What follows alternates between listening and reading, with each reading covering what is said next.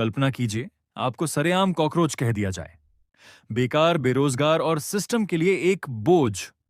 भारत की सबसे बद्धी अदालत से निकला एक शब्द और फिर शुरू हुआ एक ऐसा तूफान जिसने सत्ता के गलियारों को हिलाकर रख दिया।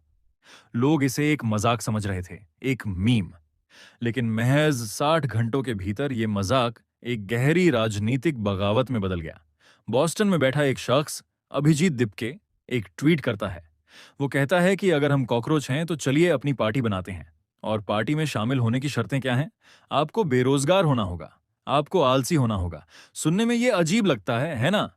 लेकिन देखते ही देखते सोशल मीडिया पर इसके फॉलोअर्स 25,000 से सीधे 60 लाख के पार पहुंच गए। लाखों युवा वेबसाइट पर खुद को रजिस्टर करने लगे। कुछ लोगों को यह बात हजम नहीं हुई।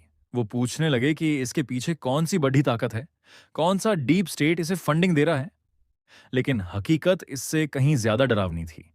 ये किसी साजिश का नतीजा नहीं, बल्कि देश के युवाओं के उस गुस्से का रिफ्लेक्शन था जो अब कंट्रोल से बाहर हो चुका है। जब लोग उम्मीद खो देते हैं तो वो व्यंग्य का सहारा लेते हैं।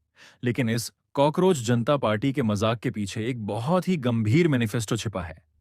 ये मांग कर रहे हैं न्यायपालिका की आजादी की। ये चाहते हैं कि रिटायरमेंट के बाद जजों को कोई भी सरकारी इनाम या राज्यसभा की सीटें न दी जाएं।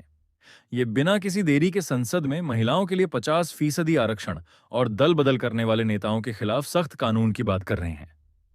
नीट परीक्षा में हुई छात्रों की आत्महत्या और पेपर लीक के जख्म अभी भी ताजा हैं। युवाओं को लगा कि न सरकार उनके साथ है न विपक्ष। ऐसे में उन्होंने खुद को कॉकरोच मानकर इस करप्ट सिस्टम को आईना दिखाना शुरू कर दिया। ये लड़ाई अब सिर्फ एक नाम की नहीं है। ये लड़ाई है अपनी ताकत को पहचानने की और सत्ता को जवाबदेह बनाने की।